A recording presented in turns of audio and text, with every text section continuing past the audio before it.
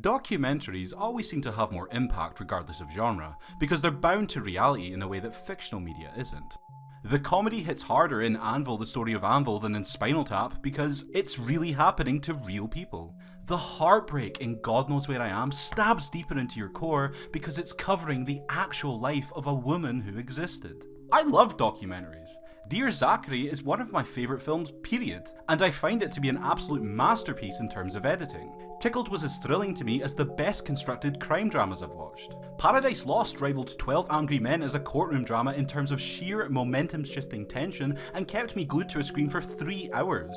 Somehow, they just have a larger sense of power. If Joe Blackburn from Can't Stop Eating was just some character in a movie, I doubt he'd be as firmly rooted into the annals of internet legend.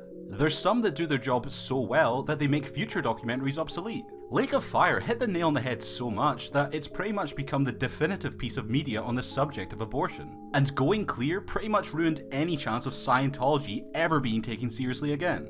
These are 10 lesser known documentaries I think deserve your attention, either for shedding light on an interesting subject, or just in terms of how well crafted and entertaining they can be.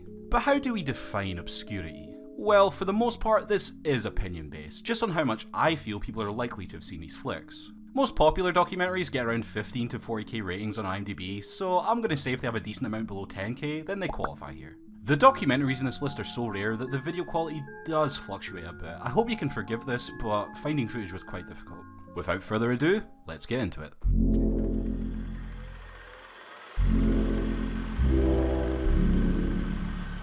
Number 10. The Real Animal Farm.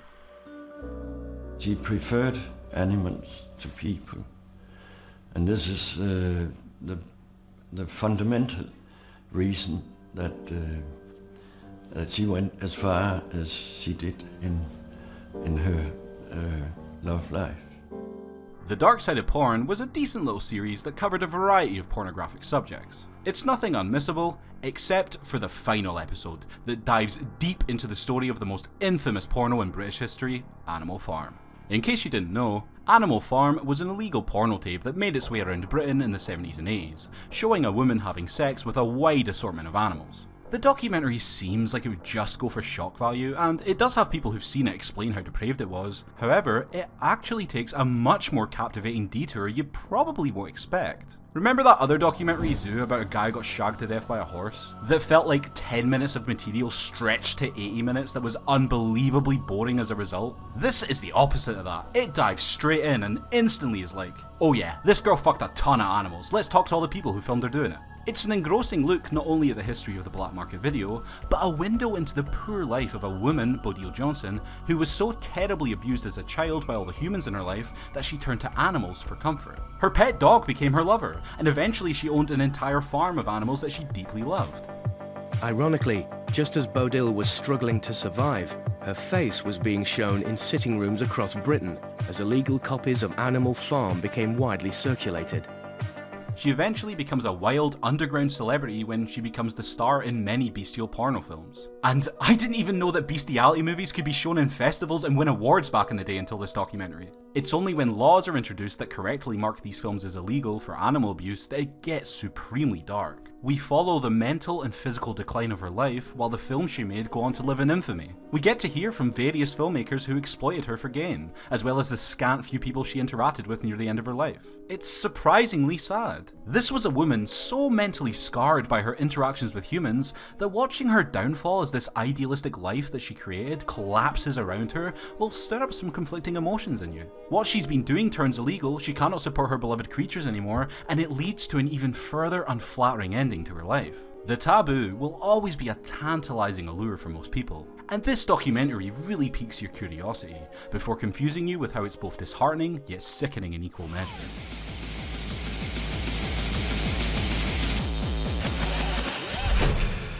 Bestial pornography was born. Number 9. Leviathan.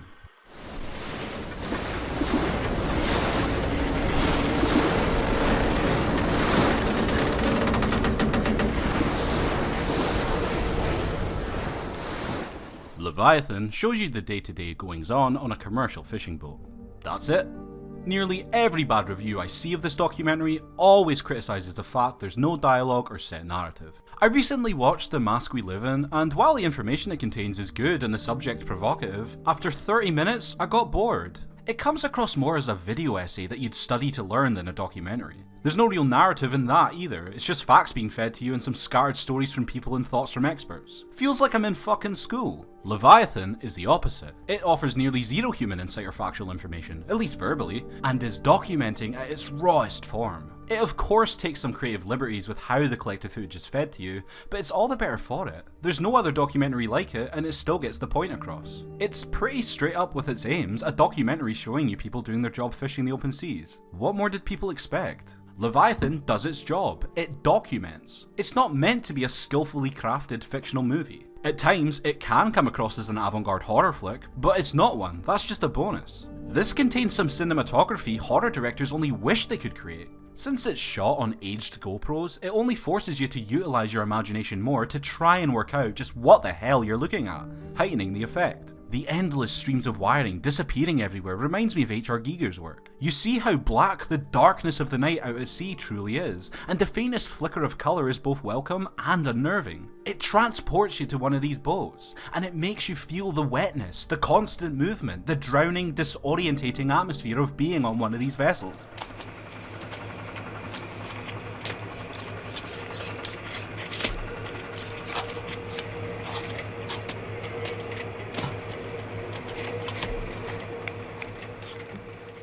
It's also a monstrous look at actually being a fish that is caught by this chugging metallic hellbeast. It gets super gory and unpleasant. The boat these guys are on is the Leviathan, the mass-killing monster of the seas.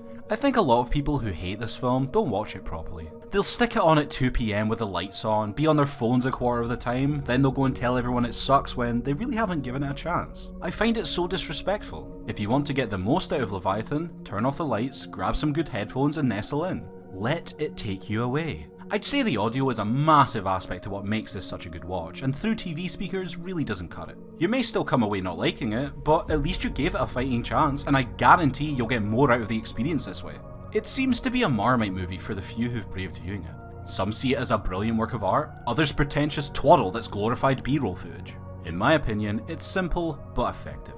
It should have cut around 10 minutes of footage, but it still works as it is. Set the mood just right, and be prepared for one unsettling audio-visual treat. That also shows you how a fishing boat operates.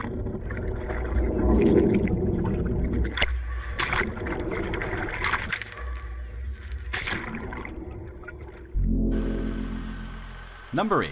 Shy Boys IRL. I feel like my life is kind of like a mess. I'm like, I think that, why, if I was a woman, would I want to date me, someone like that? I'm like, no. The incel subculture has unfortunately become much more prevalent in recent times, and in an undeniably negative way, being twinned with countless massacres and killings. This is a documentary shot back in 2015, after the infamous Elliot Rodger shootings, but before the subculture really blew up in the mainstream. In case you aren't aware, incel stands for involuntary celibate, essentially people who want to have sex but are unable to find a willing partner. Shy Boys follows a series of incels, and actually features the main administrator of the Love Shy website, which was the largest central hub for incels to congregate and share their views for 17 years. He comes off as a depressed and lonely guy who simply was looking to connect with people in the same situation as him, and instead unintentionally joined one of the most controversial groups in modern times. What was once a support network for poor people suffering from a specific form of anxiety has been horrifically twisted into a misogynistic breeding ground for extremist views, pro-suicidal tendencies and violence against women. You can tell he feels a lot of regret for what his cry for help has become a part of. It's a student film, but what separates it from other ones is that the filmmakers just struck gold with the people being featured. I would do anything just for a 300-pound ugly white girl. I would fight in the front lines, the bloodiest battle the world has ever seen, and come back with no limbs if it meant that would guarantee me an ugly fat chick for life. They all cover very specific parts of the incel culture, and give you an insight into the horrendous views and lifestyles that each possess. Michael is a very lonely guy who's realistic and logical about why he's in the spot he's found himself. He comes across as a little dorky, but a genuine person looking for self-betterment. Kelsey is someone who, despite having a decent social life and his friends' support, is clearly uncomfortable with the idea of sexual contact. UWC is a guy who only sees women as sex objects with an entitlement complex who's bought into the idea of pickup artistry, and is hilariously unself-aware of how anyone who acts like him is destined to fail. Remember Date Mike from The Office? Hi, I'm Date Mike. Nice to meet me. He exists! It's this guy! There are several do's and don'ts about getting laid at a nightclub. I'll list them out for you. Here are the do's. Be attractive. Be hot. Be good looking. I can't believe I'm watching it. He comes across as a cartoon character, but he really exists. Then there's Advanced, who's much more in line with the pessimistic and misogynistic cliched incel we've all come to understand. Every time he speaks, I'm in stitches. He's just so bluntly wrong with his staunch beliefs, your jaw will hit the floor before you burst out laughing. You'll swear it's a parody, but nope, he really is this deluded. While I find the incel ideology completely corrupt and offensive, the fact they all have a unique outlook and something to say, no matter how awful, it's so damn watchable. It's hilarious, heartfelt, shocking, and brimming with memorable characters. It's only 30 minutes and doesn't waste a single second of that runtime not entertaining you in some fashion, be it some warped worldview they have, or just following a young man trying to overcome his struggles. It may even leave you to ponder which path you'd go down if finding a partner or losing your virginity was a struggle that you had to face growing up. I don't approach that much anymore because, I've had over 1,000 rejections in real life, 2,000 rejections online, so that's 3,000 rejections total. Number 7, Finders Keepers. I'm run out of it. Mom, I said, what? My mother and her boyfriend come running, and they said, well, what did you find, Shannon? He said, it's a human foot. I said, a what? I said, a foot.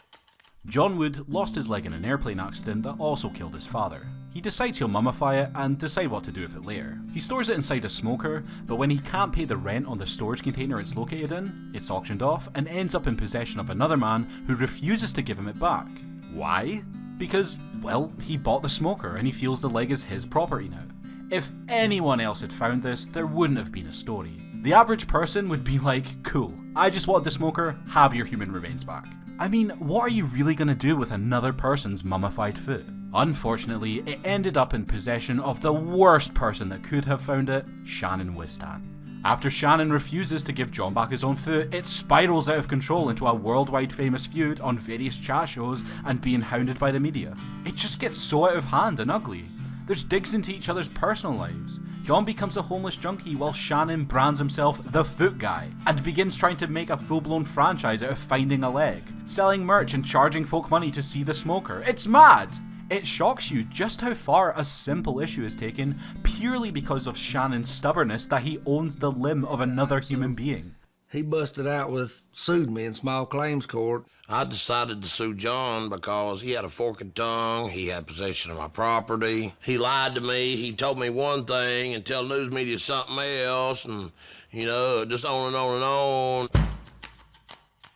It may surprise you, but John's not just some weirdo who decided it would be cool to keep his leg. There's actually a rather traumatic reason he feels he needs to keep his leg in person. It makes you root for John even more, since he's really not out for fame or money, he just wants his limb back. All he wants is to go on living his life, but this dick keeps dragging him into the spotlight and making it so much harder. It's not just a bizarre story, but also a very grim look at the depressing side of chasing fame. Shannon is so desperate to be famous that he's clung onto the idea that this is his shot, and he's deluded himself.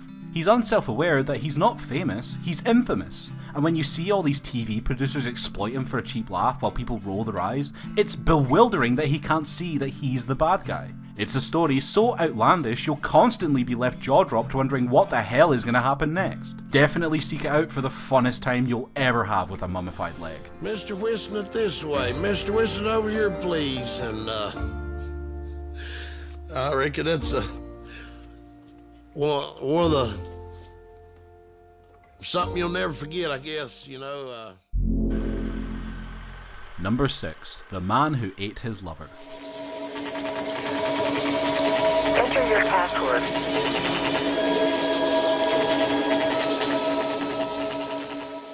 Body Shock was a long-running documentary series on Channel 4 that always covered medical marvels. But the one episode that sticks out like a sore thumb because it's the only one that doesn't cover a physical ailment just happens to be their best. Armin Meiwes was an infamous German cannibal who met a man online that agreed to be killed and eaten by him in his homemade human butchery. Armin met many people online who came to his isolated home and went through the process of how he'd kill and eat them. But they'd be satisfied with just the roleplay, and when they wanted to stop, he let them go on their merry way. Eventually though, he met a man, Brandis, who was willing to go all the way.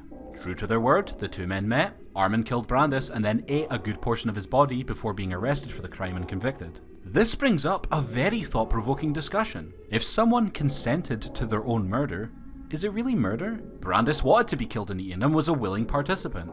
So can you really say Armin, who also consented to do the act, should be locked up for the crime? It's quite hard to answer, isn't it?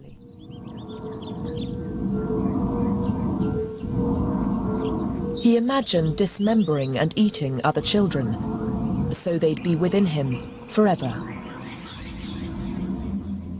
The documentary provides an intense insight into Armin's life, to not only show how he ended up a cannibal, but also what compelled Brandis to want to die in this manner too. You find out Armin's essentially a real-life Norman Bates, and we get interviews with his closest friends, experts who've met him, and even words from his journal, revealing stuff like it was the fairy tale Hansel and Gretel that began his cannibalistic desires. There's a surprising amount of home video clips, and testimony from people that he was just a decent, quiet guy, and it's only his internet activity that would suggest his true fantasies. It's not just the story, but the haunting atmosphere that makes this one so chilling. Body Shock always has the perfect music choices to give an unsettling mood, and here is no different. It's also stylized with these disturbed sketches animating Armin's fantasies and stories from his childhood. It can really get under your skin. It's not something like Of Dolls and Murder, where they just shove unfitting loud scary music over the top to feign a spooky atmosphere. It feels naturally implemented here.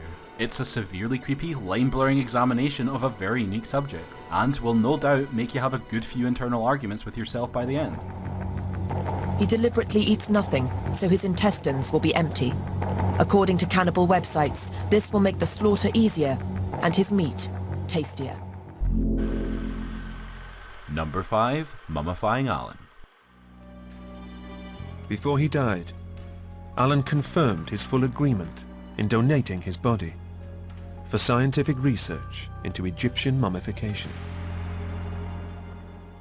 Aren't ancient Egyptians infinitely enchanting? From their well-documented practices to the fact so many of their stuff still survives in tombs to this day, they're just a wealth of knowledge to a long-forgotten era. However, despite the hundreds of mummies they left behind, did you know that scientists are still a little baffled how they preserved them so well? This documentary follows a team of scientists who believe they've cracked the code, but they need a fresh dead body to test it on. Step in Alan. Alan was terminally ill and agreed that once he passed away, they could test their theories on his flesh and have it all filmed for a documentary. It's not just about Egyptian mummification, it also makes you ponder a bit about death itself. How will you bow out? Alan knows he's going to die, and instead of waiting for the quiet, cold embrace of death and slipping into memory like the majority of people, he's like, fuck that, let's go out in style and be a mummy. Mark my time on this spinning ball of compounds in the Great Black with a ritual that hasn't been done for thousands of years and probably never will be again. All immortalised on film. It's intercut with Alan's comments before his death on why he chose to do this,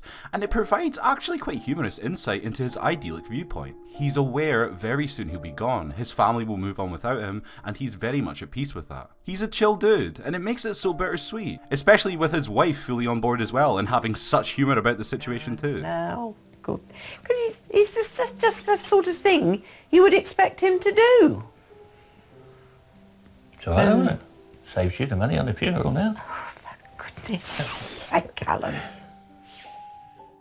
Yes, this does mean for 80% of the runtime you will be looking at various experiments happening to a corpse, and it features a lot of dead bodies. But it's done in a very tasteful way. If it ever gets too gory, they blur the image, and they legitimately treat Alan like he's an Egyptian pharaoh. The music is so grand and epic too. It never comes across as simply shock exploitation. You'll learn a lot about Egyptians, decomposition, the desiccation process. It's really informative as well as documentative. Sometimes a documentary can come across as too information-centered, such as Hole in the Head, which comes across as an instructional video for trepanation rather than raising discussion about a topic. But this avoids that. It's not just a video manual on how to make a mummy. It's not only a fascinating look into a bygone civilization's strange rituals, but a heartwarming insight into one man's special embrace of the inevitable end we all have to face one day.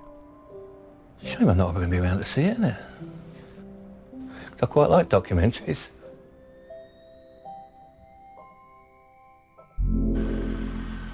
Number 4. Beware the Slenderman.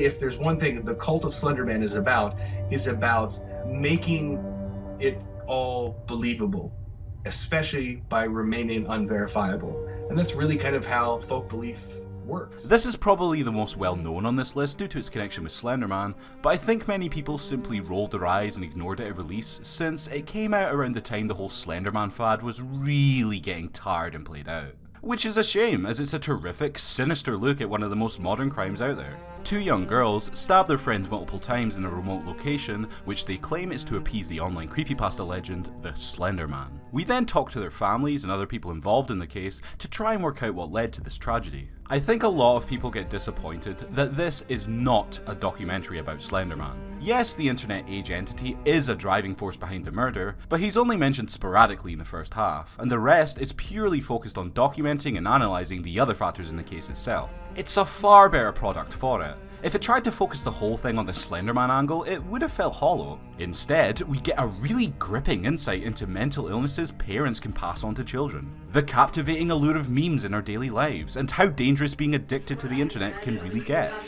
It's easy to kill people when they're either asleep or unconscious, because like when you look into a person's eyes, you can see yourself, and you don't want to be killing yourself. So I asked Bella if she could like put herself to sleep. You know those psychology breakdowns on channels such as GCS Psychology or Explore With Us? This is like if those channels had a massive budget and a film crew. It goes hard with seeing the 2 girls being interviewed and analysing their responses, each firmly showing differing sides to the act. One is clearly more the leader, the other a common cult follower. And it also raises an absorbing discussion about how mental illness is passed from parent to child, as one girl's father goes over his struggles with schizophrenia, which she appears to have inherited. In terms of cinematography, this is a beautifully shot documentary. The flow of the edit is hypnotic. It effortlessly slides from detail to detail in a haze. The music is also stellar. It really implants a menacing tone it wants to envelop you in. It's dark subject matter, children trying to kill their friend, and it appropriately fits that ambience. It's a deep dive into the psychology of children with mental illness that has the balls to not choose to exploit its subject matter for a casual audience, and instead is a very mature take on the hypnotizing effect escapism can have on young minds. Ever met him? Not exactly. Tell me about him. He watches you. Number 3, My Flesh and Blood. Understand faith. When I'm older and I'm grown up, I'll look like a regular person. Like what other people look like when they grow up. I'd be like them.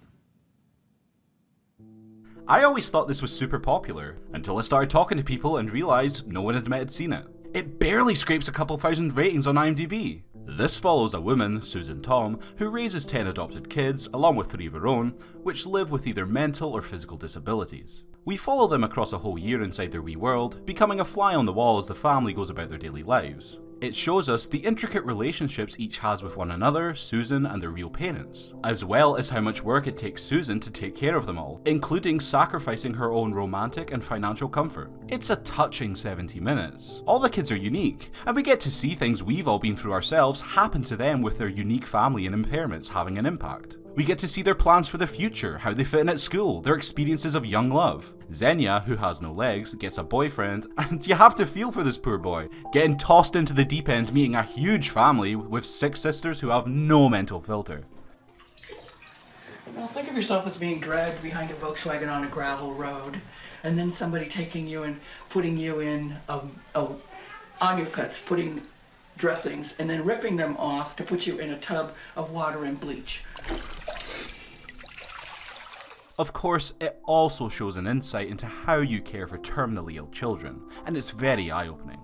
With one child, Joe, due to his anger and mental disabilities, they just pretend to him that he has a mild sickness whilst knowing that he won't last much longer. You have to see them lie right to his face just to calm him down, chatting about when he'll get older he'll have more freedom, and man, it's upsetting. Then on the opposite scale you have Anthony, who's very acutely aware he's deep into the late stages of a deadly illness and even had to watch his sister die recently of the same thing. He's barely begun life and now has to deal with his impending death. It really makes you appreciate the life you have, being able-bodied as well as mentally well. There are some deeply unsettling scenes of harsh reality when it comes to raising kids in these circumstances. But it's reality. It puts the savage truth front and centre.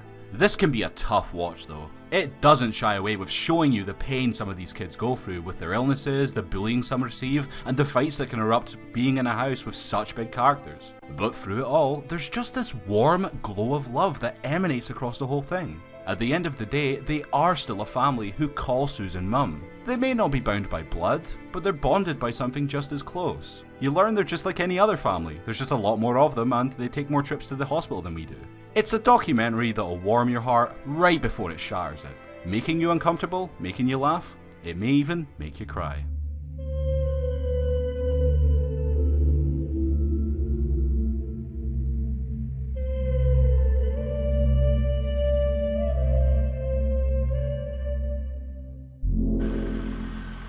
Number 2, The Fattest Man in Britain. They'd bring him food for him to eat, like tributes laid out at his feet, sausages, chips and fish in batter, and as he ate he grew still fatter. I think this documentary flies under the radar since it inspired the movie The Fattest Man in Britain that's far more well known and popular. But few people realise that this doc that came out 8 years prior was the OG view into Jack Taylor's wee world. Want to know how obscure this one is? I can't even find an IMDb page for it. The cast have other shows they've been a part of on it, and the Fattest Man fictional movie is on there, but this seems to be losing itself to time. I'm gonna flex how old I've become here, but I remember watching this documentary when it aired back in 2001, and it left a profound impact on my memory. I can still recall me and my mum commenting on it all those years ago, and then never got a chance to see it again until it was uploaded on the internet decades later. It follows the lives of two men who many believe to be the fattest men in Britain. It's an enchanting time capsule. Considering we have shows like 1,000 Sisters and Paul Mason kicking about at 70 stone in Britain, the fact this was considered to be the largest man ever only 20 years ago is crazy. The documentary just has this strangely delightful vibe. It has this sense of wonder and giddiness, which goes along with the themes of how these men are marvels, akin to old-timey sideshow attractions. The narrator speaks in rhyming scheme akin to a poem, and it adds tremendously to holding your attention. There's so much secrecy too. Jack often speaks in vague truisms. You can tell he loves people speculating about his mysterious aura, appearance and history. Well, I can't because I know what to say. Just Jack's creation. What you see is what you get. One of a kind. Can't say no more than that, can I? Eh? The whole product is focused on getting these two men to meet and see who's really the heaviest. And when they do, it's worth it. When they first meet, within 5 minutes, Barry is straight in like, What's going on with the thing on your head? Well, no messing about, just instantly what the fuck is up with your hair, it's great. Bear in mind, these guys have only met for maybe a couple of minutes, and then Jack just does this. That's all I can really say to you, but I'll tell you what, you're a good lad.